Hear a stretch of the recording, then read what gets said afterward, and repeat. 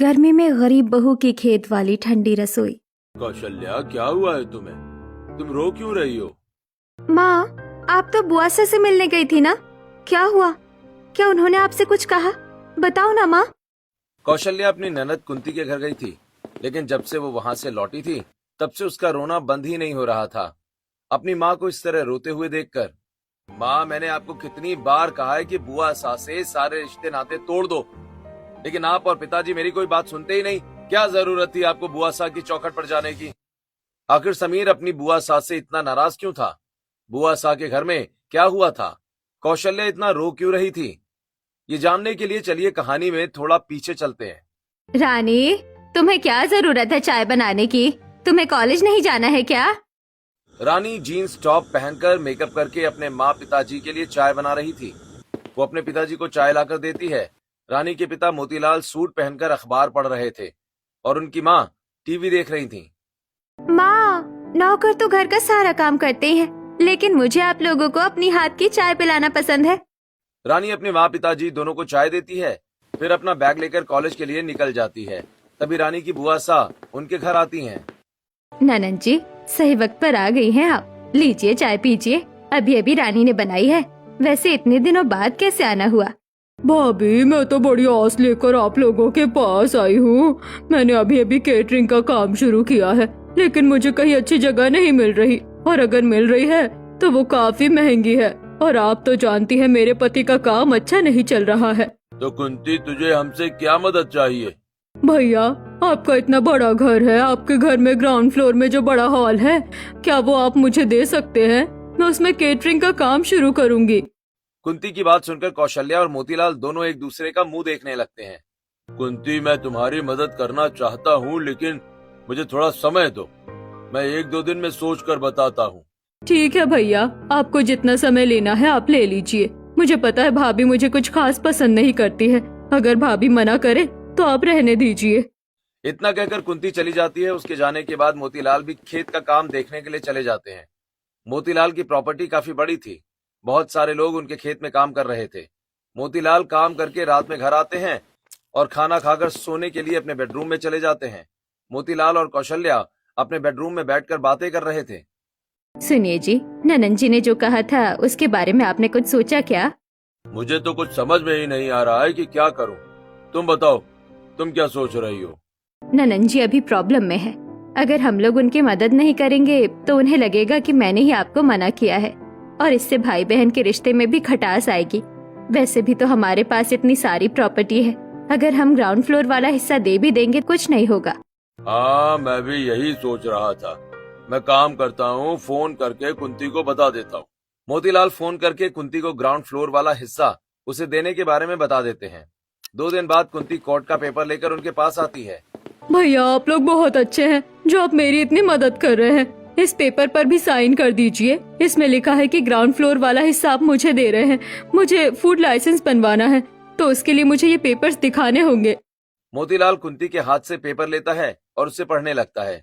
क्या भैया, आप इतने ध्यान से पेपर पढ़ रहे हैं? आपको अपनी बहन पर विश्वास नहीं है? अरे नहीं नहीं बहन, ऐसी बात नहीं है। कुंती के उकसाने पर मोतीलाल बिना पेपर पढ़े ही उस पर साइन कर देता है। कुंती पेपर लेकर चली जाती है। 3 दिन के बाद कुंती पुलिस को लेकर मोतीलाल के घर आती है। वो पुलिस वालों से कहती है, देखिए ना सर, इन लोगों ने मेरे घर पर कब्जा कर लिया है। कुंती, ये सब क्या है? तुम मेरे घर को अपना घर कैसे कह सकती हो? भैया, आपने ही तो ये घर और अपनी सारी प्रॉपर्टी मेरे नाम की है, भूल गए? कुंती जब ये ड्रामा कर रही थी तभी समीर घर आता है। वो कुछ काम से दूसरे शहर गया हुआ था। उसने कुंती की सारी बातें सुन ली थी। वो कुंती के हाथ से पेपर लेता है और उसे पढ़ने लगता है। पेपर पढ़ने के बाद, माँ, पिताजी, ये सब क्या है? आप सब कुछ बुआ सा के नाम कैसे कर सकते हैं? बेटा, तेरे पिताजी ने तो सिर्फ ग्राउंड फ्लोर वाला हिस्सा तेरी बुआ सा को दिया था। उन्होंने पेपर पढ़ा भी था। पिताजी, बुआ सा ने हमारे साथ धोखा किया है। सिर्फ पहले पेज पे ग्राउंड फ्लोर वाले ट्रांसफर की बात है, जबकि बाकी पेपर में आपकी सारी प्रॉपर्टी ट्रांसफर, यहाँ तक कि गहने भी उनके नाम हो गए हैं। समीर बेटा, तू तो बड़ा समझदार है। अच्छा हुआ तू घर में नहीं था, वरना तो दिक्कत हो जाती। लेकिन भैया, मेरे पास ज्यादा टाइम नहीं है, आप लोग मेरे घर से निकल जाइए। कुंती मोतीलाल का सब कुछ छीन लेती है। और उन्हें थोड़े बहुत कपड़े, बर्तन, राशन देकर पुलिस वालों की मदद से घर से निकलवा देती है। कल तक जो लोग महल जैसे बड़े घर में रहते थे वो रास्ते पर आ जाते हैं। मोतीलाल, कौशल्या, रानी, समीर चारों कड़ी धूप में चल रहे थे। हमारा सब कुछ तो लुट गया है। अब हम लोग कहाँ जाएंगे, कहाँ रहेंगे? कौशल्या, तुम रो मत। मैंने तुम्हारे नाम जो खेत किया था वो अभी भी हमारे पास है।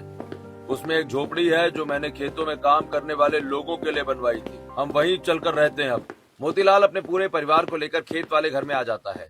वो घर बहुत छोटा था और घर के बाहर रसोई थी जो मजदूरों ने बनाई थी। वो रसोई कम, चबूतरा ज्यादा लग रहा था। चारों तरफ से बांस और ऊपर छज्जा। गर्मी और भूख से कौशल्या की तबीयत खराब हो जाती है। माँ, आप आराम करो, मैं खाना बना कर लाती हूँ। रानी को एसी में रहने की आदत थी। उसे गर्मी बर्दाश्त नहीं हो रही थी। गर्मी की वजह से उसके शरीर में रैशेस पड़ गए थे, लेकिन वो फिर भी जैसे तैसे करके खाना बनाती है और सभी को खाना देती है। सभी खाना खाते हैं। ऐसे ही दिन गुजरते हैं। धीरे धीरे मोतीलाल और उसका परिवार उस छोटे से घर में एडजस्ट करते हैं। देखते ही देखते 6 महीने गुजर जाते हैं। कौशल्या ने पास वाले गांव की एक लड़की से समीर की शादी तय कर दी थी। घर में शादी की तैयारियां चल रही थीं। क्या हुआ माँ, आप इतनी परेशान क्यों हैं? बेटा, तेरे भैया की शादी की सारी तैयारी हो गई है, लेकिन केटरर वाले काम करने के बाद पैसों के लिए मान नहीं रहे हैं। उन्हें ऑन द स्पॉट पैसे चाहिए। हम लोग क्या करें? मैंने कई लोगों से बात की है, लेकिन कहीं बात नहीं बन रही। अगर बुआ सा ने हमारे साथ इतना बड़ा धोखा नहीं किया होता तो हमें कभी भी इतनी दिक्कत नहीं होती। मैंने सुना है बुआ सा बहुत फेमस केटरर बन गई है। अगर वो हमारी मदद कर दे तो शायद सब कुछ ठीक हो सकता है। तू सही कह रही है, लेकिन अगर मैंने तेरे भैया और पिताजी से बात की तो वो कभी भी बात के लिए नहीं मानेंगे। मैं खुद जाकर तेरी बुआ सा से बात करती हूँ। कौशल्या कड़ी धूप में पैदल पसीने में तरबतर होकर अपने पुराने घर जाती है और देखती है कि ग्राउंड फ्लोर में बहुत सारे लोग खाना बना रहे हैं। वो घर के अंदर जाती है। भाभी, आप यहाँ? कुंती, मुझे तुम्हारी मदद चाहिए। हम लोग समीर की शादी करवा रहे हैं, लेकिन कोई भी केटरर बकाया में काम करने के लिए तैयार नहीं हो रहा है। क्या तुम मेरे बेटे की शादी में खाना बनवा दोगी? मैं धीरे धीरे तुम्हारे पैसे चुका दूंगी। भाभी, आप पागल हो गई है क्या? मैं सिर्फ अमीर लोगों की शादियों में ही खाना बनवाती हूँ। अगर मैं आप जैसे गरीब भिखारियों के बेटे की शादी में खाना बनवाऊंगी तो मेरी बेइज्जती हो जाएगी। ऐसा मत करो कुंती, मैं बहुत उम्मीद लेकर तुम्हारे पास आई हूँ। मैंने कोई खैरात नहीं खोल रखी है। निकल जाइए मेरे घर से। कुंती कौशल्या की काफी बेइज्जती करती है और अपने लोगों को बुलाकर कौशल्या को धक्के मारकर घर से निकाल देती है। इतनी बेइज्जती होने की वजह से कौशल्या घर आकर रोने लगती है। उसे रोता देखकर उसके परिवार वाले परेशान होते हैं। समीर को जब पता चलता है कि कौशल्या कुंती के घर गई थी तो वो बहुत गुस्सा करता है। माँ, मैंने आपको कितनी बार कहा है कि बुआ सास से सारे रिश्ते नाते तोड़ दो, लेकिन आप और पिताजी मेरी कोई बात सुनते ही नहीं। क्या जरूरत थी आपको बुआ सा की चौखट पर जाने की? अब हम लोग क्या करेंगे? समीर की शादी कैसे करवाएंगे? हम लोग अपने बेटे की शादी मंदिर में करवा देंगे, लेकिन किसी के आगे हाथ नहीं फैलाएंगे। कौशल्या मोतीलाल की बात मान जाती है और कुछ दिन के बाद मंदिर में समीर और माया की शादी हो जाती है। समीर माया को लेकर अपने घर आता है। कौशल्या माया का गृह प्रवेश करवाती है। बेटा, थोड़ी देर में गांव की औरतें तुम्हारी मुंह दिखाई करने के लिए आती होगी। हे भगवान, पता नहीं मुझे कब तक शादी के जोड़े में रहना होगा। मुझे तो बहुत गर्मी लग रही है। थोड़ी देर के बाद 5 से 10 औरतें माया की मुंह दिखाई करने के लिए आती हैं। बहू, मेहमानों के लिए शरबत बनाकर ले आओ, रसोई बाहर है। कौशल्या के कहने पर जैसे ही माया बाहर जाकर रसोई को देखती है वो हैरान रह जाती है। ये रसोई है? यहाँ तो हद से ज्यादा गर्मी है। खाना बनाते बनाते कहीं मेरी जान ना निकल जाए। गर्म हवाएं सीधा चेहरे पर पड़ रही है। ये सब सोचते हुए माया मेहमानों के लिए मटके से पानी निकालकर ठंडा ठंडा नींबू पानी बनाती है और सबको पीने के लिए देती है। बहू की मुंह दिखाई करके और उसे गिफ्ट देकर मेहमान थोड़ी देर में चले जाते हैं। माँ जी, रसोई तो हद से ज्यादा गर्म है। क्या आप लोग रसोई का कुछ नहीं कर सकते? माया, हमारे घर के हालात अभी ठीक नहीं हैं। तुम थोड़ा सा एडजस्ट कर लो। जब हाथ में पैसे आएंगे तो मैं कुछ करूंगा। ऐसे ही दिन गुजरते हैं। माया अपने ससुराल में एडजस्ट करने की कोशिश करती है। एक दिन बहुत ज्यादा गर्मी थी। माया अपने ससुराल वालों के लिए भट्टी की तरह तप रही रसोई में नाश्ता बना रही थी। चूल्हे की गर्मी की वजह से उसका चेहरा लाल हो गया था और माथे से पसीना टपक रहा था। वो सबके लिए रोटी, भुजिया और सिलबट्टे पर आम की चटनी पीसती है। सभी जब खाने के लिए बैठते हैं तब, अरे वाह भाभी, चटनी तो बड़ी अच्छी बनाई है आपने। गर्मी के दिनों में इस तरह का खाना ही अच्छा लगता है।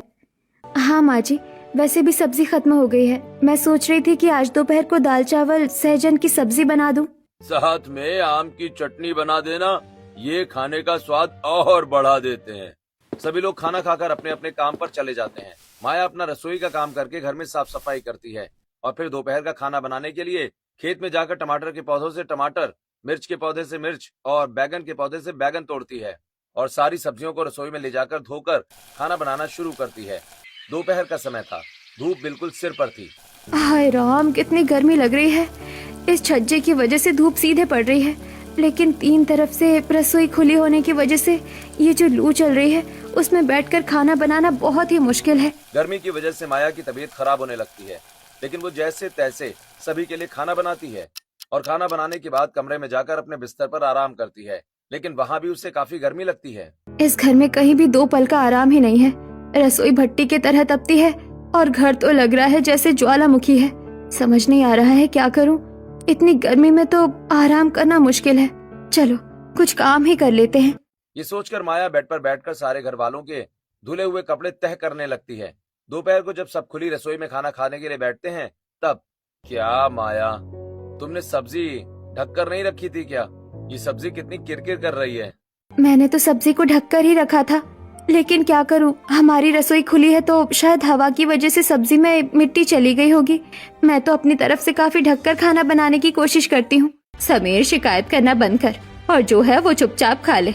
पता नहीं तेरे पिताजी की क्या मति मारी गई थी जो वो अपनी बहन की मदद करने गए। अगर उन्होंने अपना बड़प्पन नहीं दिखाया होता तो आज हम लोग इतनी गर्मी में बैठकर खाना नहीं खा रहे होते। भगवान, ये सब तुम क्या कह रही हो? हाँ, मैंने जो भी किया था तुमसे पूछ कर ही किया था। तुमने हाँ कहा था तभी तो वो पेपर मैंने साइन किए थे। अगर तुम्हें उस औरत की चालाकी के बारे में पहले से ही पता था तो तुमने मुझे पहले क्यों नहीं बताया? और क्यों गई थी तुम समीर की शादी के टाइम उससे मदद मांगने? इस तरह खाना खाते हुए कौशल्या और मोतीलाल एक दूसरे से बहस करने लगते हैं, जिससे परेशान होकर, इतनी गर्मी में आप लोग बहस क्यों कर रहे हैं? एक दूसरे पर इल्जाम डालने में क्या हमें गर्मी से राहत मिल जाएगी? क्या हमें अपना ठंडा घर वापस मिल जाएगा? माँ, क्या आपको अपनी ठंडी रसोई वापस मिल जाएगी? नहीं ना? तो बस कीजिए। आप लोग ये क्या बातें कर रहे हैं? बहू, तू अपना काम कर, ज्यादा हमारी बातों में कान मत लगा। तूने सुना नहीं तेरे पति ने क्या कहा? पिछली बातों को उठाने का कोई फायदा नहीं है। कौशल्या माया को डांटकर चुप करवा देती है और फिर सभी खाना खाकर आराम करने के लिए चले जाते हैं, लेकिन रानी रसोई में रुकती है। भाभी, माँ की बातों को आप दिल से मत लगाना, वो परेशान है। आपको पता है, पहले हमारा भी बहुत बड़ा घर था और ठंडी रसोई थी। हम लोग अपने बड़े से डाइनिंग टेबल में एसी के सामने बैठकर खाना खाते थे, लेकिन बुआ सा ने धोखे से हमसे हमारी सारी प्रॉपर्टी छीन ली और तब से हमें इस घर में जाकर रहना पड़ रहा है। रानी माया को अपने बड़े से घर के बारे में और बुआ सा के धोखे के बारे में सब कुछ बताती है। सब कुछ बोलते हुए उसकी आंखों से आंसू आ जाते हैं, लेकिन माया उसे संभालती है। क्या? इतना बड़ा धोखा? आजकल किस पर भरोसा करे और किस पर नहीं, समझ ही नहीं आता है। अक्सर हमारे अपने ही पीठ पर खंजर भोंकते हैं, लेकिन तुम चिंता मत करो रानी, मैं हूँ ना, मैं सब कुछ ठीक कर दूंगी। लेकिन कैसे भाभी? मुश्किलों के आगे कभी हारना मत रानी। चलो, बहुत बातें हो गई, तुम जाकर अपनी सिलाई का काम पूरा करो, मैं बर्तन धो लेती हूँ। माया के कहने पर रानी सिलाई करने के लिए चली जाती है और वहीं माया बाल्टी लेकर खेत के ट्यूबवेल से पानी लाकर रसोई के बाहर एक साइड में पसीने से भीगी हुई धूप में बैठकर बर्तन धोती है। तभी समीर उसके पास आता है। अरे माया, तुम इतनी धूप में बैठकर बर्तन क्यों धो रही हो?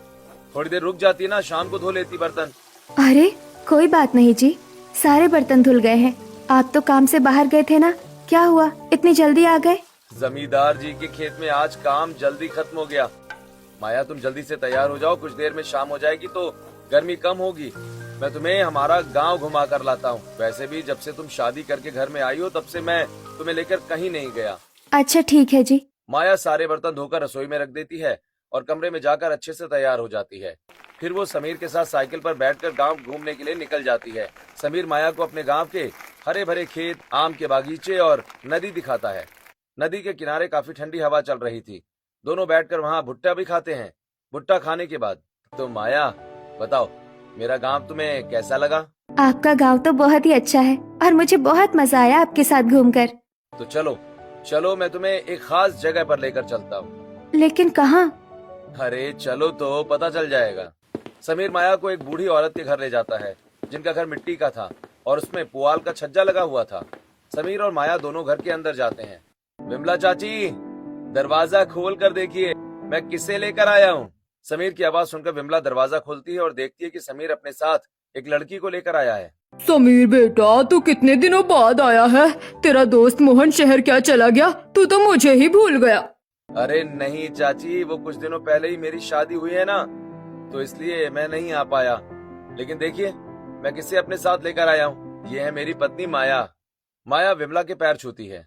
अरे जुग जुग जियो बेटा, तुम खड़ी क्यों हो? बैठो ना। विमला समीर और माया को बैठने के लिए कुर्सी देती है और खुद रसोई में जाकर शरबत बनाने लगती है। माया विमला के घर को अच्छे से देखती है। विमला चाची का घर तो कितना ठंडा है। उनके तो घर के अंदर चूल्हा है, लेकिन फिर भी गर्मी नहीं लग रही। अगर मैं भी मिट्टी से इस तरह की अपनी रसोई बनाऊं तो वो भी ठंडी रहेगी। माया ये सब सोच ही रही थी कि तभी विमला आम का मीठा शरबत बनाकर समीर और माया को देती है। समीर और माया दोनों शरबत पीते हैं। अरे वाह चाची, आप अभी भी आम का कितना टेस्टी शरबत बनाती हैं। इतनी गर्मी में ये ठंडा शरबत पीकर शरीर के साथ साथ मन को भी सुकून मिल रहा है। आपने तो बचपन की याद ताजा कर दी। मुझे याद है, बचपन में मैं तुम्हें और मोहन को ऐसे ही आम का शरबत बनाकर पीने के लिए देती थी। इस तरह विमला समीर से थोड़ी बातें करती है और फिर समीर और माया दोनों विमला को बाय बोलकर अपने घर के लिए निकल जाते हैं। रास्ते में समीर साइकिल चला रहा था और माया साइकिल के पीछे बैठकर कहती है, समीर जी, आपने बहुत अच्छा किया जो मुझे आप बाहर घुमाने के लिए ले आए। आपकी वजह से आज मुझे इतना अच्छा आइडिया आया है। अब आप समझिए कि हमारी सारी परेशानी दूर हो जाएगी। क्या मतलब है तुम्हारा? कैसी परेशानी? वो तो आपको कल ही पता चलेगा। माया समीर के साथ घर जाती है। अपने घर जाते जाते देरी हो जाती है। रानी ने पहले ही रात का खाना बना लिया था, तो माया सभी के साथ खाना खाती है और फिर सो जाती है। अगली सुबह माया 4 बजे उठती है और वो नदी किनारे जाती है। वो तसले में ढेर सारी मिट्टी लेकर आती है। मिट्टी लाने में माया की हालत खराब हो गई थी। हाय राम जी, मिट्टी लाने में ही मेरी हालत खराब हो गई। पता नहीं मैं ठंडी रसोई कैसे बनाऊंगी, लेकिन मैं ऐसे हार भी नहीं मानूंगी। अगर मैंने एक बार अपनी ठंडी रसोई बना ली तो हमारी सारी परेशानी दूर हो जाएगी। ये सब सोचते हुए माया पास के तबेले में जाती है और वहां से गोबर और भूसा लेकर आती है। वो मिट्टी में गोबर और भूसा मिलाती है। ये सब करते हुए माया के कपड़े गंदे हो गए थे और हाथ पैर में मिट्टी और गोबर लग गया था। फिर उसे देखकर खेत में काम कर रहे लोग बातें बनाने लगते हैं। अरे हरिया देख, मोतीलाल की नई बहू गोबर और मिट्टी के साथ खेल रही है। बेचारी गर्मी में खाना बनाकर परेशान हो गई है। मुझे तो लगता है ये लड़की ज्यादा दिन घर में नहीं टिकने वाली। वैसे भी खेत वाली रसोई में खाना बनाने में अच्छों की हवा निकल जाती है। माधव और हरिया की बातें माया के कानों में जा रही थीं, लेकिन वो उन्हें कुछ नहीं कहती। सुबह हो गई थी। सूरज सर पर चढ़ गया था। गर्मी की वजह से उसे पसीना आ रहा था। घर वाले उठ गए थे। जब सभी घर वाले बाहर आते हैं तब, बहू, ये सब तो क्या कर रही है और तूने अपना ये क्या हाल बना रखा? माँ जी, मैं हमारे लिए ठंडी रसोई बना रही हूँ। क्या सच में इस तरह से ठंडी रसोई बन सकती है? हाँ माँ जी, मैं मिट्टी की दीवार बनाऊंगी और पुआल और बांस को बांधकर उसे छज्जा बनाऊंगी। फिर तो भाभी, मैं भी आपकी मदद करूंगी। बताइए मुझे क्या करना है? बहू, तुझे जो सही लगता है कर। मुझे पता है तू जो करेगी अच्छा करेगी। तू रसोई बना, मैं जाकर आज खाना बना देती हूँ। ठीक है माँ जी। रानी, तुम एक काम करो, बांस के बागान में जाकर बांस और बंसी काका के खेत से पुआल लेकर आओ। कौशल्या रसोई में जाकर सभी के लिए खाना बनाती है। माया के कहने पर रानी बांस और पुआल लेने के लिए चली जाती हैं। माया मिट्टी, गोबर और भूसा मिलाकर उसे दीवार खड़ी करती है कि इतनी देर में रानी बांस और पुआल लेकर आ जाती है। भाभी, पता नहीं इतनी गर्मी में आप इतनी देर से काम कैसे कर रही हैं? ये सामान लाने में ही मेरी हालत खराब हो गई। रानी, गर्मी तो मुझे भी लग रही है। उफ उफ गर्मी, हाय हाय, गर्मी करने का मन तो मुझे भी कर रहा है, लेकिन मैं जल्द से जल्द अपनी ठंडी रसोई बनाना चाहती हूँ। भाभी, आपका जोश देखकर तो मुझ में भी जोश आ गया है। आप रसोई की दीवार बनाओ, मैं बांस और पुआल को बुनकर उससे छज्जा तैयार करती हूँ। रानी और माया दोनों बातें कर रही थी कि तभी कौशल्या दोनों के लिए आम पन्ना लेकर आती है। तुम दोनों सुबह से धूप में काम कर रही हो, ये आम पन्ना पियो, कहीं तुम्हें लू ना लग जाए। रानी और माया दोनों आम पन्ना पीती हैं। अच्छा हो माँ जी, आपने आम पन्ना बना दिया। काफी गर्मी लग रही थी, लेकिन इसे पीने के बाद काफी ठंडक महसूस हो रही है। रानी, अगर तुमने शरबत पी लिया हो तो अब जल्दी जल्दी काम करो, क्योंकि बहुत सारा काम बाकी है। रानी छज्जा बनाने लगती है और माया रसोई की दीवार बनाती है। वो अपनी रसोई को गोल स्ट्रक्चर देती हैं और अपनी रसोई में एक बड़ी सी खिड़की और रोशनदान बनाती हैं। साथ में वो दीवारों पर मिट्टी के खांचे बनाती हैं ताकि उसमें बर्तन और मसाले के डब्बे रख सकें। माया रसोई की दीवार तैयार कर देती है और रानी छज्जा बना देती है।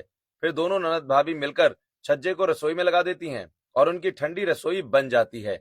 रानी जब रसोई के अंदर आती है तब वाह भाभी, आपने तो कितनी सुंदर रसोई बनाई है। मुझे मधुबनी पेंटिंग आती है।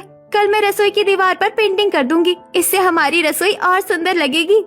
रानी, तुम्हारा आइडिया तो अच्छा है, लेकिन मैं कुछ सोच रही थी कि जिस तरह हमने ये ठंडी रसोई बनाई है, वैसे ही अगर हम लोग खाना खाने के लिए भी मिट्टी की ही बैठने वाली जगह बना दे, जब मेहमान आएंगे तो उन्हें खाना खिलाने में भी दिक्कत नहीं होगी। भाभी, आपका आइडिया तो अच्छा है। कल मैं और आप सुबह सुबह मिट्टी लेने चलेंगे और फिर बांस पुआल लाकर बैठक की भी जगह बनाएंगे। रानी और माया काम खत्म करके नहाती हैं। सभी खाना खाकर सो जाते हैं। अगली सुबह रानी और माया दोनों मिलकर नदी के किनारे जाती हैं। वहां से मिट्टी लेकर आती हैं। फिर दोनों पास के तबेले में जाकर गोबर और भूसा लेकर आती हैं। उसके बाद दोनों बांस के बागान से बांस और पुआल लेकर आती हैं। रानी, मैं सोच रही थी कि हमें अपने बैठक को खुला रखना चाहिए। हम लोग दो तरफ की दीवार बनाएंगे और बैठक को लंबा रखेंगे, ताकि खेत में जब हवा चले तो ठंडक बनी रहे। भाभी, आपका आइडिया तो अच्छा है, चलिए बनाते हैं। माया दीवार बनाती है और रानी छज्जा बनाती है। दो तरफ से खुले होने की वजह से उनका बैठक जल्दी बन जाता है। रानी, तुम्हारी वजह से मैं इतनी जल्दी सब कुछ कर पाई हूँ। अब मैं घर वालों को अपने खेत वाली ठंडी रसोई का खाना बनाकर खिलाना चाहती हूँ। भाभी, आप खाना बनाओ, तब तक मैं दीवारों पर पेंटिंग करती हूँ। माया खेत में जाती है और आम के पेड़ से आम और लौकी के बेल पत्ते तोड़कर लाती है। माया लौकी के बेल और उसके पत्तों को सीढ़ी से चढ़ाकर छत पर फैला देती है। भाभी, रसोई की छत में लौकी के बेल क्यों लगा रही हो? लौकी के बेल और पत्तों की वजह से छज्जा जल्दी गर्म नहीं होगा और रसोई ठंडी रहेगी। बेल लगाने के बाद माया अपनी पुरानी रसोई से चूल्हा उठाकर नई रसोई में रखती है और सारे मसाले बर्तन लाकर अपनी ठंडी रसोई में सजा देती है। फिर वो चूल्हे पर आम की खट्टी मीठी सब्जी और रोटी बनाती है। इस रसोई में खाना बनाने में तो बिल्कुल भी गर्मी नहीं लग रही है। पहले तो खाना बनाते बनाते मेरी हालत खराब हो जाती थी। माया ये सब सोचते हुए खाना बना रही थी कि तभी बाहर से गर्म हवा अंदर आती है। मैंने तो ये खिड़की घुटन से बचने के लिए बनाई थी, लेकिन इससे तो गर्म हवा आ रही है। इसका कुछ करना पड़ेगा। माया ये सोच रही होती है कि तभी उसकी नजर जूट की बोरी पर जाती है। वो जूट की बोरी को पानी में भिगोकर खिड़की पर टांग देती है, जिससे अब खिड़की से ठंडी हवा आने लगती है। माया ठंडी हवा का मजा लेते हुए अपने घर वालों के लिए खाना बनाती है और बैठक में चटाई बिछाती है।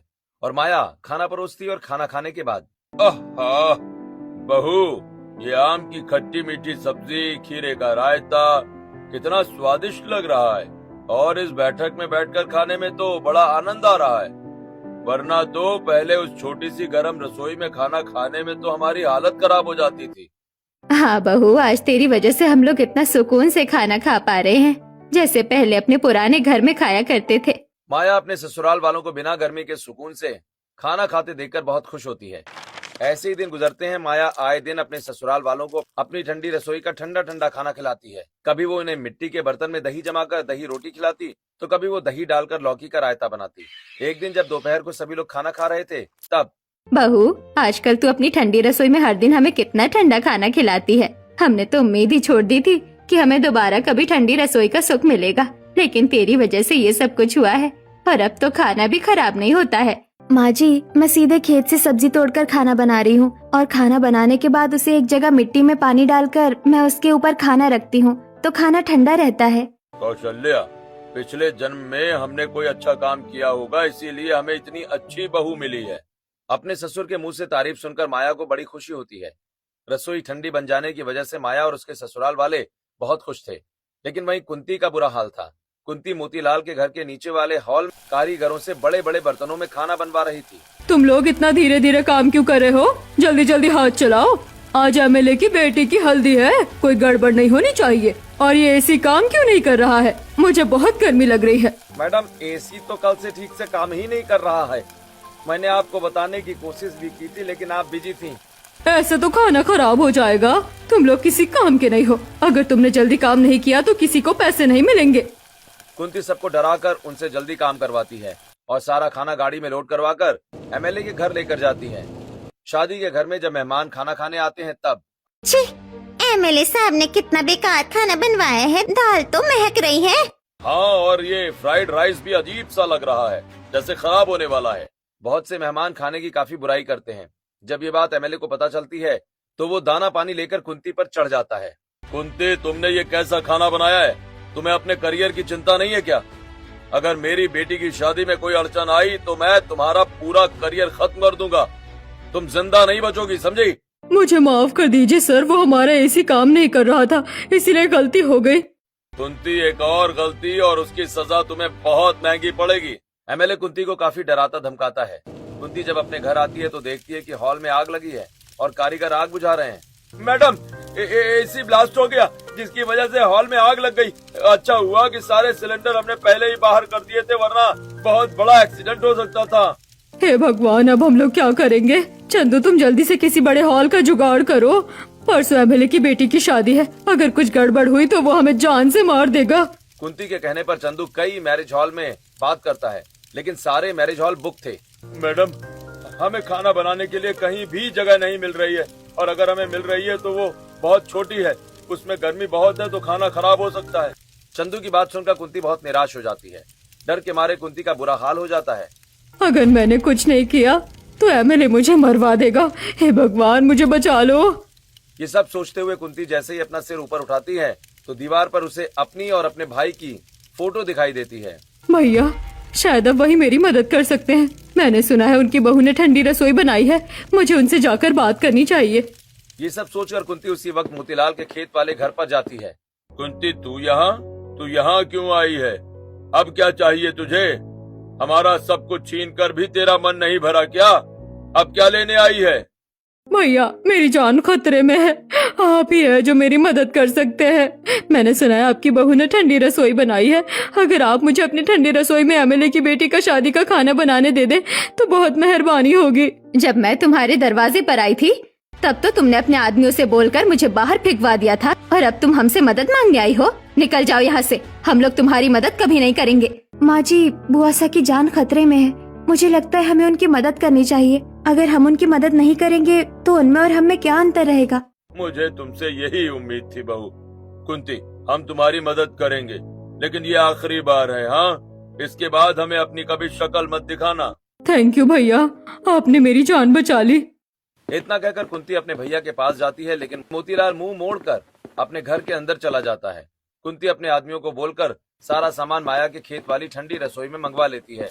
2-3 कारीगर मिलकर गैस चूल्हे में बड़े बड़े बर्तनों में खाना बनाते हैं और खाने की डेगची को बैठक में रखते हैं। इस ठंडी रसोई में ना पंखा है ना एसी, लेकिन फिर भी ये कितनी ठंडी है, मेरा खाना खराब नहीं होगा। कुंती के कारीगर सारा खाना टाइम पर बनाते हैं और फिर वो लोग खाने को गाड़ी में लोड करके एमएलए की बेटी की शादी में ले जाते हैं। सभी लोग खाना खाते हैं और उन्हें खाना बहुत पसंद आता है। एमएलए साहब ने शादी का खाना तो बहुत ही टेस्टी बनवाया है, मजा आ गया खाकर। शायद हल्दी के दिन गर्मी बहुत थी, इसीलिए खाना खट्टा हो गया होगा। मालती की तरह सभी लोग खाने की बहुत तारीफ करते हैं। एमएलए की बेटी की शादी बिना किसी रुकावट के अच्छे से हो जाती है। शादी खत्म होने के बाद, कुंती, तुमने अच्छा काम किया है, ये लो तुम्हारे पूरे पैसे। अब तुम्हें और भी कॉन्ट्रैक्ट मिलेंगे, तो उसके लिए तैयार रहना। एमएलए की बात सुनकर कुंती मुस्कुरा देती है और सीधे मोतीलाल के घर आती है। भैया, ये पैसे आप रख लीजिए। अगर आप लोगों ने मुझे अपनी ठंडी रसोई इस्तेमाल करने नहीं दी होती तो शायद आज मैं आपके सामने जिंदा भी नहीं होती। मुझे माफ कर दीजिए भैया, और मुझे अपना लीजिए। कुंती, हमने तुम्हारी मदद पैसों के लिए नहीं की थी। ये पैसे लो और चली जाओ यहाँ से। भैया, मुझे पता था आप पैसे नहीं लेंगे, लेकिन अपने घर के पेपर तो ले लीजिए। मुझे मेरी गलती का एहसास हो गया है, मैंने आपकी सारी प्रॉपर्टी आपको वापस कर दी है। क्या तुम सच कह रही हो? हाँ भाभी। समीर बेटा, लो ये पेपर पढ़ो। समीर पेपर पढ़ता है। माँ, बुआ सास सही कह रही हैं, उन्होंने हमारा सब कुछ हमें दे दिया है। कुंती समीर को पेपर देकर उनके घर से चली जाती है। माया और उसके ससुराल वाले अपने पुराने घर में वापस आ जाते हैं। माया अपने एसी वाले किचन में आराम से खाना बनाती है और उसके घर वाले भी पुराने घर में आकर बहुत खुश होते हैं।